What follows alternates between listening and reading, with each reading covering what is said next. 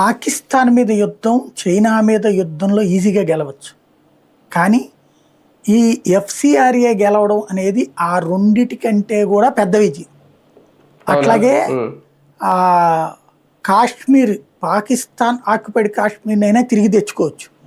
కానీ భారతదేశంలో FCRA bill ఆమోదింపజేసుకోవడం అంటే ఆషామాషి కాదు. ఓ రకంగా చెప్పాలంటే దేశం ఇప్పుడు ఒక బాంబు మీద రుద్దని చెప్పాలి. దేశంలో అల్లకల్లోలాలు సృష్టించడానికి జరుగుతున్న ప్రయత్నాలు, నీటి ప్రొటెస్టులు వెనకాల ఉన్న దగ్గర నుంచి ఇప్పుడు చెయ్యాలనుకుంటున్న ప్రతి దానికి రీజన్ ఎఫ్సిఆర్ఏ. ఎందుకు అంటే మన దేశంలో అంటే మనం ఒక శత్రువుని డైరెక్ట్గా కొట్టడం, రెండవది శత్రువుని బలహీనపరచడం.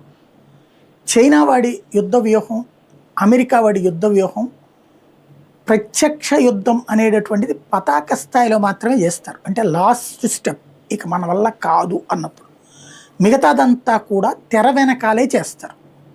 ఇప్పుడు అమెరికాలో ఉండేటటువంటి సోరోస్ గ్రూప్, ఏదైతే డీప్ స్టేట్ గ్రూప్ ఉంటుందో, అది ప్రపంచవ్యాప్తంగా ఏ దేశంలో ఎలాంటి పాలకుడు రావాలో డిసైడ్ చేస్తుంది.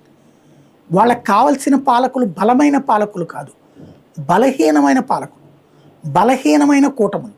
ఎందుకు అంటే ఏదన్నా చెప్పగానే, అమెరికా చెప్పగానే వణికిపోయి అమలు చేసేటట్టు ఉండాలి.